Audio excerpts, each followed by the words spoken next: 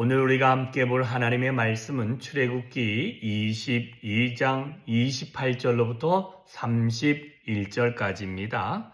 출애굽기 22장 28절로 31절 같이 읽습니다. 시작. 너는 재판장을 모독하지 말며 백성의 지도자들을 저주하지 말지니라. 너는 내가 추수한 것과 내가 짜낸 즙을 바치기를 더디하지 말지며 내 처음 난 아들을 내게 줄지며 내 소와 양도 그와 같이 하되 이래 동안 어미와 함께 있게 하다가 여드레 만에 내게 줄지니라. 너희는 내게 거룩한 사람이 될지니 들에서 짐승에게 찢긴 동물의 고기를 먹지 말고 그것을 개에게 던질지니라. 아멘. 자, 오늘 본문에 보면 세 가지 내용이 나오게 되어집니다. 첫 번째는 재판장과 지도자들을 모독하거나 저주하지 말라라고 이야기하고 있는 부분이 하나 있고, 두 번째로는 추수한 것에서 짜낸 게 있겠죠. 추수한 것과 짜낸 그 포도주 이런 것들을 하나님께 드리는 것을 더디하지 말라.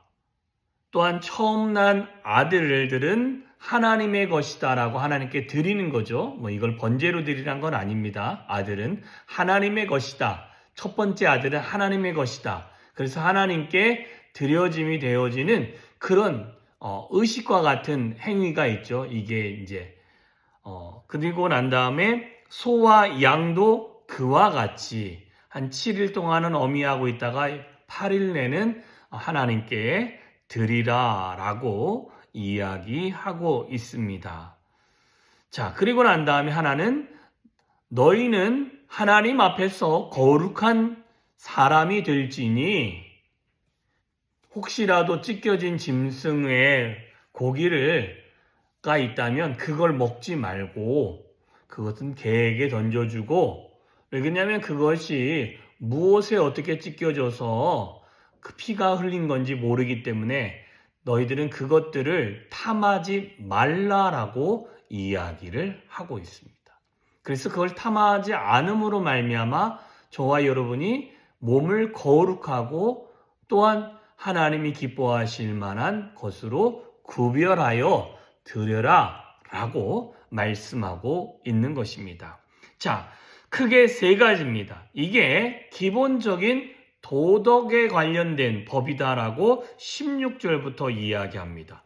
그런데 이 말씀의 마지막으로 갈 때는 종교 지도자들이 있고, 그리고 난 다음에는 하나님께서 주신 것을 하나님께 바치는 것, 그리고 난 다음에 우리를 성결케 하는 것. 이렇게 세 가지인데, 자, 그러면 첫 번째로 보면 지도자를 대적하지 말고 그들에게 욕하지 말고 모독하지 말고 저주하지 말아야 되는 이유는 하나님이 재판장과 지도자들을 하나님께서 기름 부어서 세웠다라는 것입니다.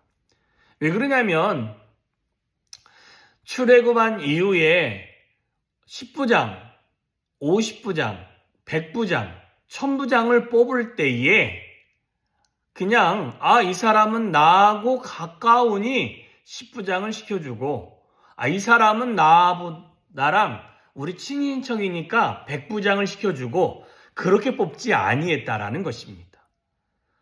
그의 장인 이드로가 알려준 것처럼 너가 이 모든 일을 하는데 힘드니 이 일을 감당할 사람을 뽑는데 어떤 사람을 뽑냐면 지혜롭고 하나님의 말씀을 받고 그대로 순종할 수 있는 사람을 뽑았습니다.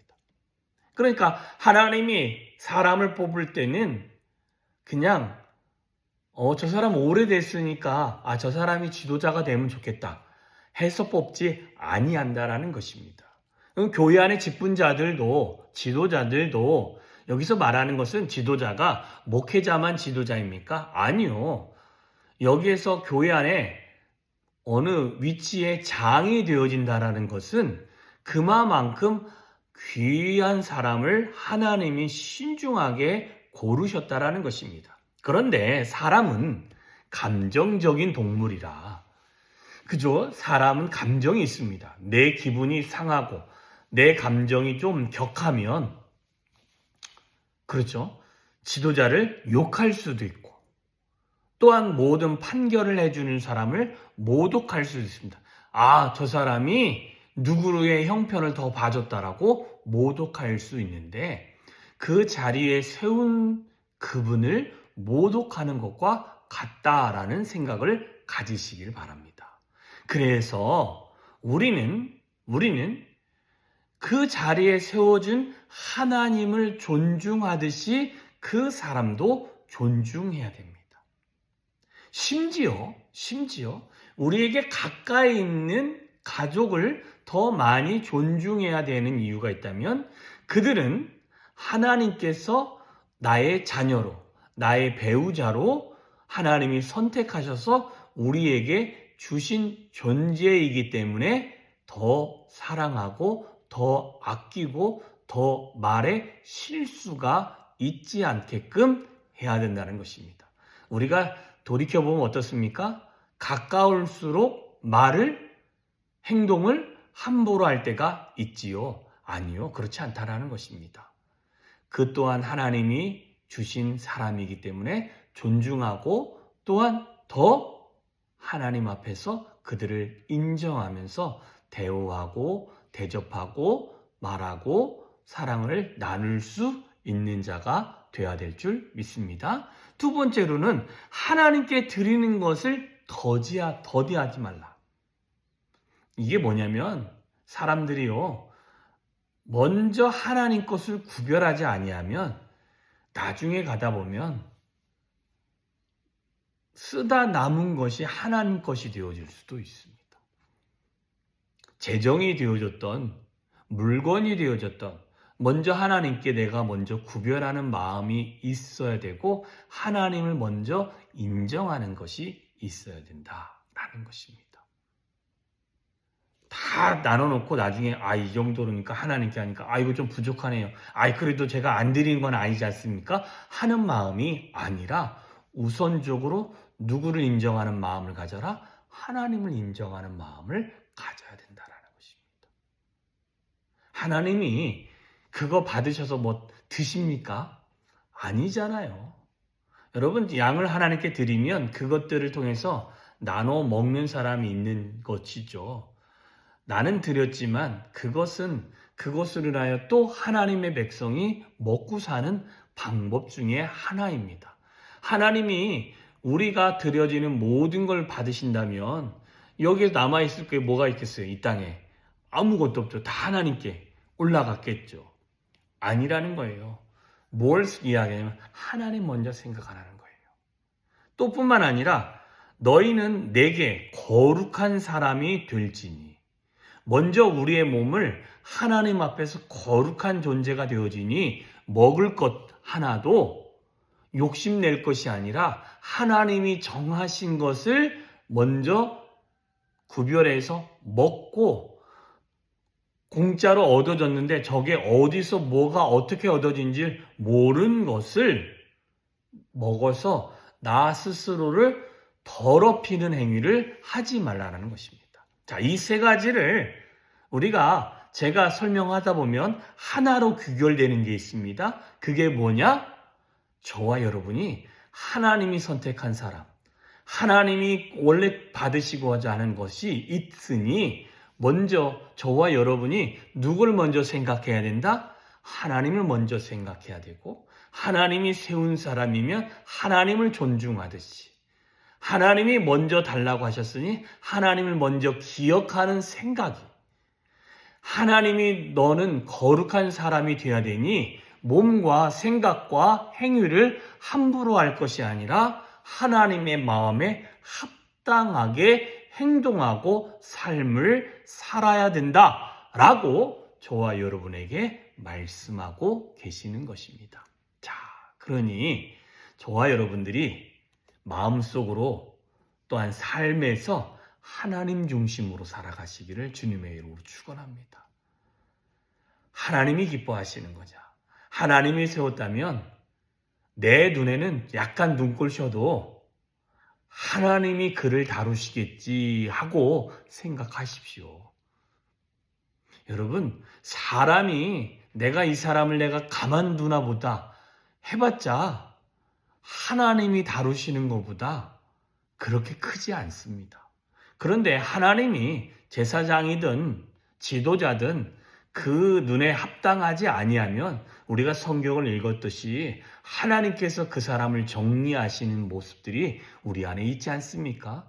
그 중에 하나가 사울 왕이라는 사람을 세웠지만 하나님 모습에 합당하지 아니하니 하나님이 그 다음에 왕을 다시 세우잖아요.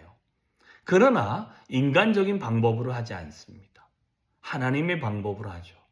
다윗에게는 사울 왕을 여러 번 죽일 기회가 있었습니다. 그래서 주변에 있는 사람은 이게 기회입니다. 이게 왕에게 주어진 이게 왕이 누릴 수 있는 최고의 시간입니다. 이 순간을 놓치면 안 됩니다. 요압이 아무리 얘기해도요. 그는 하나님이 기름 부어 세운 자니 하나님이 하실 것이다라는 것입니다. 그 마음을 가지십시오.